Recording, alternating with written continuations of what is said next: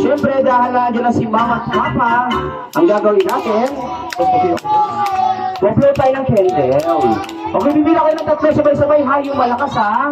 Ready, get set, and 1. Anong hing na? Mas malakas pa. 1, 2, 3, blow! Oh, palakpakan naman.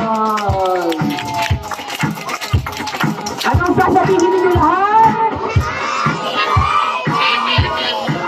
Ayan, pinakamalakas pa! Lubos malakas pa! Alright, thank you very much sa inyo lahat. O, ano sasabihin ni Nikki sa mga bisita? Maraming salamat po. Thank you, Ma'am Joanne. Thank you, sir. Okay, at syempre,